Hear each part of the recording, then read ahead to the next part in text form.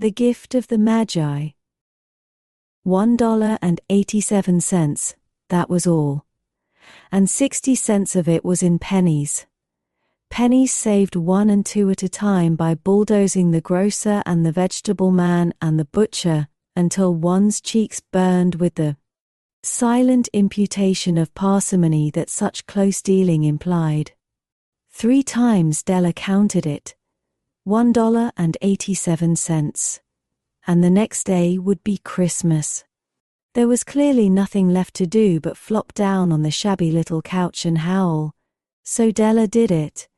Which instigates the moral reflection that life is made up of sobs, sniffles and smiles, with sniffles predominating. While the mistress of the home is gradually subsiding from the first stage to the second. Take a look at the home. A furnished flat at $8 per week. It did not exactly beg a description, but it certainly had that word on the lookout for the mendicancy squad. In the vestibule below was a letterbox into which no letter would go, and an electric button from which no mortal finger could coax a ring. Also appertaining thereunto was a card bearing the name, Mr. James Dillingham Young. The Dillingham had been flung to the breeze during a former period of prosperity, when its possessor was being paid $30 per week. Now, when the income was shrunk to $20, the letters of Dillingham looked blurred, as though they were thinking seriously of contracting to a modest and unassuming D. But whenever Mr. James Dillingham Young came home and reached his flat above, he was called Jim, and greatly hugged by Mrs. James Dillingham Young, already introduced to you as Della. Which is all very good. Della finished her cry and attended to her cheeks with the powder rag. She stood by the window and looked out dully at a grey cat walking a grey fence in a grey backyard. Tomorrow would be Christmas Day, and she had only $1.87 with which to buy Jim a present. She had been saving every penny she could for months, with this result. $20 a week doesn't go far. Expenses had been greater than she had calculated. They always are. Only $1.87 to buy a present for Jim. Her Jim. Many a happy hour she had spent planning for something nice for him. Something fine and rare and sterling. Something just a little bit near to being worthy of the honor of being owned by Jim. There was a pier glass between the windows of the room. Perhaps you've seen a pier glass in an $8 billion sat. A very thin and very agile person may, by observing his reflection in a rapid sequence of longitudinal strips, obtain a fairly accurate conception of his looks. Della, being slender, had mastered the art. Suddenly she whirled from the window and stood before the glass. Her eyes were shining brilliantly, but her face had lost its color within 20 seconds. Rapidly she pulled down her hair and let it fall to its full length. Now there were 2 possessions of the James Dillingham Youngs, in which they both took a mighty pride. One was Jim's gold watch that had been his father's and his grandfather's. The other was Della's hair. Had the Queen of Sheba lived in the flat across the airshaft, Della would have let her hair hang out of the window some day to dry, just to depreciate Her Majesty's jewels and gifts. Had King Solomon been the janitor, with all his treasures piled up in the basement, Jim would have pulled out his watch every time he passed, just to see him pluck at his beard from envy. So now Della's beautiful hair fell about her, rippling and shining like a cascade of brown waters. It reached below her knee and made itself almost a garment for her. And then she did it up again nervously and quickly. Once she faltered for a minute and stood still while a tear or two splashed on the worn red carpet. On went her old brown jacket, on went her old brown hat. With a whirl of skirts and with the brilliant sparkle still in her eyes, she cluttered out of the door and down the stairs to the street. Where she stopped the sign read, Mumsofroni, hair goods of all kinds. 1 ate up. Della ran and collected herself, panting. Madam, large 2 white chili, hardly looked the soffroni. Will you buy my hair? Asked Della. I buy hair, said Madame. Take your hat off, and let's have a sight at the looks of it. Down rippled the brown cascade. Give it to me quick, said Della. Oh. And the next 2 hours tripped by on rosy wings. Forget the hashed metaphor. She was ransacking the stores for Jim's present. She found it at last. It surely had been made for Jim and no one else. There was no other like it in any of the stores, and she had turned all of them inside out. It was a platinum fob chain, simple and chaste in design, properly proclaiming its value by substance alone, and not by meretricious ornamentation, as all good things should do. It was even worthy of the watch. As soon as she saw it, she knew that it must be Jim's. It was like him. Quietness and value. The description applied to both. $21 they took from her for it, and she hurried home with the 78 cents. With that chain on his watch, Jim might be properly anxious about the time in any company. Grand as the watch was, he sometimes looked at it on the sly on account of the old leather strap that he used in place of a chain. When Della reached home, her intoxication gave way a little to prudence and reason. She got out her curling irons and lighted the gas, and went to work repairing the ravages made by generosity added to love. Which is always a tremendous task, dear friends, a mammoth task. Within 40 minutes her head was covered with tiny, close-lying curls that made her look wonderfully like a truant schoolboy. She looked at her reflection in the mirror long, carefully, and critically. If Jim doesn't kill me, she said to herself, before he takes a second look at me, he'll say I look like a Coney Island chorus girl. But what could I do? Oh, what could I do with $1.87? At 7 o'clock the coffee was made and the frying pan was on the back of the stove, hot and ready to cook the chops. Jim was never late.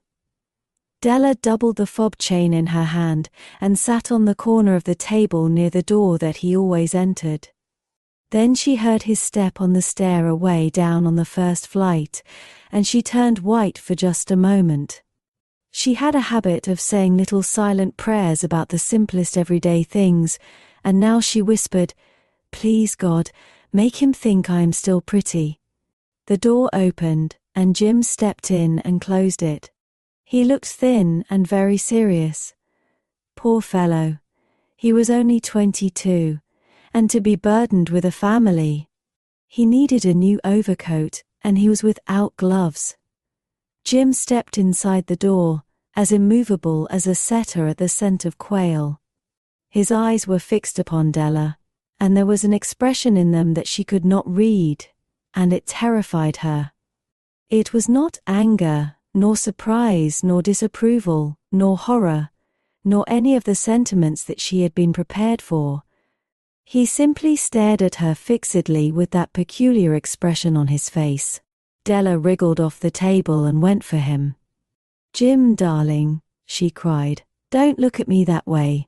I had my hair cut off and sold it because I couldn't have lived through Christmas without giving you a present. It'll grow out again, you won't mind, will you? I just had to do it. My hair grows awfully fast. Say Merry Christmas, Jim, and let's be happy. You don't know what a beautiful, nice gift I've got for you." "You've cut off your hair?" asked Jim, laboriously, as if he had not arrived at that patent fact yet, even after the hardest mental labor. "Cut it off and sold it," said Della. "Don't you like me just as well anyhow? I'm me without my hair, ain't I?" Jim looked about the room curiously. "You say your hair is gone?"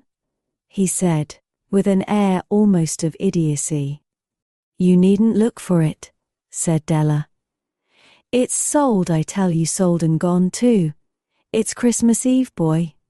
Be good to me, for it went for you. Maybe the hairs of my head were numbered," she went on with a sudden serious sweetness. But nobody could ever count my love for you. Shall I put the chops on, Jim? Out of his trance, Jim seemed quickly to wake. He unfolded his Della. For 10 seconds, let us regard with discreet scrutiny some inconsequential object in the other direction. $8 a week or $1 million a year. What is the difference? A mathematician or a wit would give you the wrong answer. The Magi brought valuable gifts, but that was not among them. This dark assertion will be illuminated later on. Jim drew a package from his overcoat pocket and threw it upon the table. Don't make any mistake, Dell, he said, about me. I don't think there's anything in the way of a haircut or a shave or a shampoo that could make me like my girl any less. But if you'll unwrap that package, you may see why you had me going a while at first. White fingers and nimble tore at the string and paper. And then an ecstatic scream of joy, and then, alas, a quick feminine change to hysterical tears and wails, necessitating the immediate employment of all the comforting powers of the lord of the flat. For there lay the combs, the set of combs, side and back, that Della had worshipped for long in a Broadway window. Beautiful combs, pure tortoise shell, with jeweled rims, just the shade to wear in the beautiful vanished hair. They were expensive combs, she knew, and her heart had simply craved and yearned over them without the least hope of possession. And now they were hers, but the tresses that should have adorned the coveted adornments were gone. But she hugged them to her bosom, and at length she was able to look up with dim eyes and a smile and say, "My hair grows so fast, Jim." And then Della leaped up like a little singed cat and cried, "Oh, oh!" Jim had not yet seen his beautiful present. She held it out to him eagerly upon her open palm. The dull, precious metal seemed to flash with a reflection of her bright and ardent spirit. "Isn't it a dandy, Jim? I hunted all over town to find it. You'll have to look at the time 100 times a day now. Give me your watch. I want to see how it looks on it." Instead of obeying, Jim tumbled down on the couch and put his hands under the back of his head and smiled. "Dell," said he, "let's put our Christmas presents away and keep 'em a while. They're too nice to use just at present. I sold the watch to get the money to buy your combs. And now suppose you put the chops on." The Magi, as you know, were wise men, wonderfully wise men, who brought gifts to the babe in the manger. They invented the art of giving Christmas presents. Being wise, their gifts were no doubt wise ones, possibly bearing the privilege of exchange in case of duplication. And here I have lamely related to you the uneventful chronicle of two foolish children in a flat who most unwisely sacrificed for each other the greatest treasures of their house. But in a last word to the wise of these days, let it be said that of all who give gifts, these two were the wisest. Of all who give and receive gifts, such as they are wisest, everywhere they are wisest. They are the Magi. Please like and subscribe for more bedtime tales.